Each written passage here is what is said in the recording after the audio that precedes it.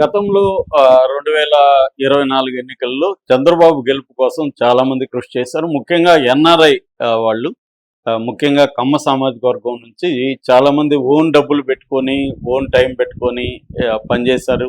అక్కడ పనిచేశారు. ఇక్కడికొచ్చి కూడా వాళ్ళు నిలబడి పనిచేసి చంద్రబాబుని మళ్ళీ అధికారంలోకి తీసుకురావాలి, జగన్ని రాజకీయాల నుంచి తరిమేయాలన్న కంకణం కట్టుకొని కృషి చేశారు. అయితే అలాంటి వాళ్ళల్లో కొంతమంది, అందరూ కాదు, కొంతమంది ఏమయ్యారంటే ఇప్పుడు చంద్రబాబు ఈ 15 నెలల్లో వాళ్ళకి చంద్రబాబు పరిపాలన పట్ల అసంతృప్తి అనేది వచ్చింది. ముఖ్యంగా ఇక్కడ అమరావతి అభివృద్ధి, ఎందుకంటే జగన్ వచ్చిన తర్వాత బిగినింగ్లో ఫస్ట్ చంద్రబాబు ఉన్నప్పుడు అమరావతి అభివృద్ధి మీద బాగా స్పీడ్గా ఫోకస్ చేశారు. సింగపూర్ కన్సోర్టియంతో కూడా ఒప్పందాలు కుదుర్చుకున్నాడు, వేగంగా మూవ్ అయినాయి. అయితే జగన్ వచ్చి దాన్ని వెనక్కి తిప్పేశాడు. 3 రాజధానులతో కన్ఫ్యూజ్ చేసి అమరావతిని ఒక రకంగా కిల్ చేసేసాడు. సో అందరూ కూడా ఏమనుకున్నారు, దాని ఎత్తున పెద్ద ఎత్తున అమరావతి రైతుల ఉద్యమం కూడా వచ్చింది. దానికి తెలుగుదేశం మీడియా కావచ్చు, తెలుగుదేశం నాయకులు కూడా గట్టిగా కృషి చేశారు. సో కాబట్టి ఇంకా మళ్ళీ చంద్రబాబు గెలిచినాక వీళ్ళందరూ చాలా ఆనందించారు. మళ్ళీ అమరావతి చాలా వేగంగా వెళ్తుందని చంద్రబాబు కూడా ఆ వైపుగానే అమరావతికి ఫండ్స్ తీసుకురావడం, వరల్డ్ బ్యాంక్ కావచ్చు, ఏషియన్ డెవలప్మెంట్ బ్యాంక్స్ కావచ్చు తీసుకురావడం, దాని తర్వాత సింగపూర్ వెళ్ళాడు. ఇవన్నీ జరిగాయి. అమరావతి వేగంగా అభివృద్ధి అవుతుందని వాళ్ళు ఆశించారు. కానీ సడన్ గా ఏమైందంటే లోకేష్ రంగంలో దిగి వైజాగ్ మీద ఫోకస్ చేయడం మొదలు పెట్టాడు లోకేష్. మనకి ఇప్పుడు మొన్న డేటా సెంటర్ రావడం కానీ, ఇప్పుడు బిజినెస్ సమ్మిట్ కానీ మొత్తం కూడా వైజాగ్కే మళ్ళిస్తున్నారు అనేది వాళ్ళ ఆరోపణ. సో ఈ ఎన్ఆర్ఐలు కావచ్చు, లేకపోతే ఇక్కడ కొంతకాలం అమెరికాలో ఉండి ఇక్కడ తర్వాత ఇక్కడ సెటిల్ అయిన వాళ్ళు కావచ్చు, ఎవరో వీళ్ళేదంటే వీళ్ళు కొంత ఆర్గనైజింగ్ మెంటాలిటీ ఉంటుంది, ఏదైనా సిస్టమేటిక్గా చేయగలరు, ప్రచారం కానీ దుష్ప్రచారం కానీ ఆర్గనైజ్గా చేయగలరు వాళ్ళు. సో టెక్నాలజీ నాలెడ్జ్ ఇవన్నీ ఉంటుంది. రెండోది వాటికి వరల్డ్ వైడ్ ఎక్స్పోజర్ కూడా ఉంటుంది. ఒక సిటీని డెవలప్ చేయాలంటే, నిర్మించాలంటే ఏమేమి రావాలి, ఎటువంటి ఇన్ఫ్రాస్ట్రక్చర్ రావాలి, ఎటువంటి ఫెసిలిటీస్ని అక్కడ ప్రొవైడ్ చేయాలి, ఇవన్నీ వాళ్ళకి క్లారిటీ ఉంటుంది.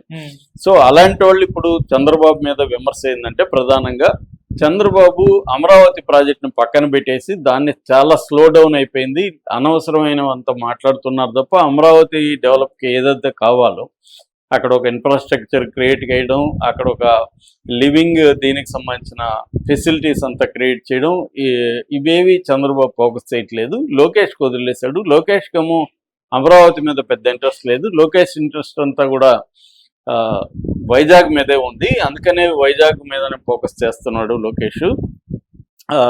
దీనివల్ల ఏమవుతుందంటే అమరావతి అనేది సెకండరీ దీనికి వెళ్ళిపోతుంది. అందుకనే ఇంకా ల్యాండ్స్ చాలదని అదేని ఇదని నారాయణకి వదిలేశారు అమరావతి వ్యవహారం అంతా. దీనివల్ల అక్కడ రైతులు కూడా, ల్యాండ్ ఇచ్చిన రైతులు కూడా ఇబ్బంది పడుతున్నారు. సో వైజాగ్ని డెవలప్ చేద్దని మేము అనము, కానీ అమరావతి కదా మనకి రాజధాని ఉండాలి. జగన్ చేసినట్టు జగన్ కూడా వైజాగ్నే కదా ఫోకస్ చేశాడు.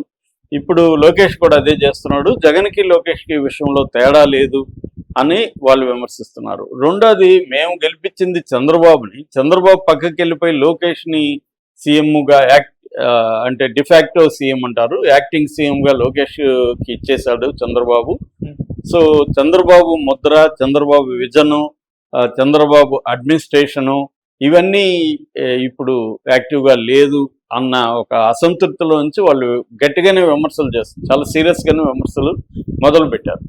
దీని మీద తెలుగుదేశం నాయకులు కానీ కార్యకర్తలు కానీ వాళ్ళు వీళ్ళని అటాక్ చేయడం మొదలుపెట్టారు విమర్శల్ని. అంటే మీరు వైసీపీతో ఏమన్నా కుమ్మక్కయ్యారా, లేకపోతే ఇలా పబ్లిక్గా ఎందుకు చేస్తున్నారు, మీకేమన్నా ఉంటే చంద్రబాబుతో కలిసి మీరు ఈ విషయాలు చర్చించండి, చంద్రబాబు దగ్గర మాట్లాడండి, అలా కాకుండా సోషల్ మీడియాలో పోస్టులు పెట్టడం ఏంటి, దీన్ని వైసీపీ ఉపయోగించుకుంటుందని మీకు తెలియదా అనేది వీళ్ళు చెప్తున్నారు. ఎందుకంటే ప్రతిదీ పిన్ పాయింట్గా పెట్టి చంద్రబాబు లోకేష్లు అమరావతిని కిల్ చేస్తున్నారు అనేది ఒక పాయింట్ అయితే, రెండో పాయింట్ చంద్రబాబు లోకేష్ పగ్గాలు అప్పగించేశాడు అనేది రెండో పాయింట్. ఈ రెండింటిని వైసీపీ ఉపయోగించుకుంటుంది. సో దీనివల్ల వీళ్ళు ఈ విమర్శలు పెట్టే వాళ్ళకి బాగా వ్యతిరేకత కూడా వచ్చింది. కానీ వాళ్ళు వెనక్కి తగ్గట్లేదు, గట్టిగానే మేము చేస్తాము, మీరేం చేస్తారు చేసుకోండి అన్నట్టుగా ఉన్నారు. సో దీన్ని మనం ఎలా అర్థం చేసుకోవాలి అనుకున్నప్పుడు, అమరావతి అనేది ఆ, ఒక రోజులో డెవలప్ అవబోయే సిటీ కాదు. ఇప్పుడు ఆంధ్రప్రదేశ్లో మనకి డెవలప్ అయిన సిటీ ఏదన్నా ఉందంటే ఒక వైజాగ్. ఎందుకంటే విజయవాడ అనేది చిన్న సిటీ, 10 లక్షల కంటే పాపులేషన్ ఉండదు. మోస్ట్ డెన్సి ఎక్కువగా డెన్స్ పాపులేషన్ అంటారు. జనసాంద్రత ప్రపంచవ్యాప్తంగా ఉన్న నగరాల్లో 32nd ప్లేసు విజయవాడకు ఉంటుంది. అక్కడ నుంచి ఇప్పుడు అమరావతి రీజియన్ని డెవలప్ చేయాలంటే ఇన్ఫ్రాస్ట్రక్చర్ కానీ దానికి ఇమీడియట్గా ఫైనాన్సింగ్ ఇవన్నీ కూడా టైం పడుతుంది. సో ఎవరైనా వచ్చే వాళ్ళకి అన్నీ ఉన్న చోటుకి వస్తారు తప్ప మేము వచ్చి మేము డెవలప్ చేయాలి అనుకున్నప్పుడు ఇండస్ట్రీస్ కూడా రావు. సో అందుకని లోకేష్ ఆలోచన పర్ఫెక్ట్గా ఉంది నిజానికి. సో ఎందుకంటే ఇప్పుడు మనకి ఇమీడియట్గా డెవలప్మెంట్ కావాలన్నప్పుడు వైజాగ్ బెస్ట్ ప్లేస్ కాబట్టి వైజాగ్ చేయాలి. అట్లా దీన్ని రాజధానిగా దీన్ని మెల్లగా డెవలప్ చేసుకుంటూ వెళ్ళాలి. సో అది లోకేష్ ఆలోచిస్తూ ఉండేది.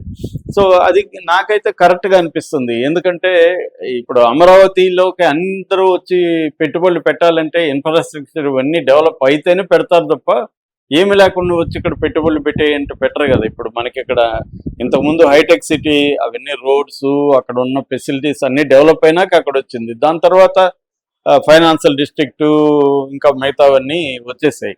సో అవన్నీ ఎక్స్టెండ్ చేయాలి, ఫెసిలిటీ క్రియేట్ చేయాలి, ఒక ఎకో సిస్టమ్ని అక్కడ నిర్మించాలి. ఆల్రెడీ వైజాగ్లో అది ఉంది, పోర్ట్ ఉంది, ఎయిర్పోర్ట్ ఉంది, తర్వాత సీ పోర్ట్ ఎయిర్పోర్ట్ ఉన్నాయి.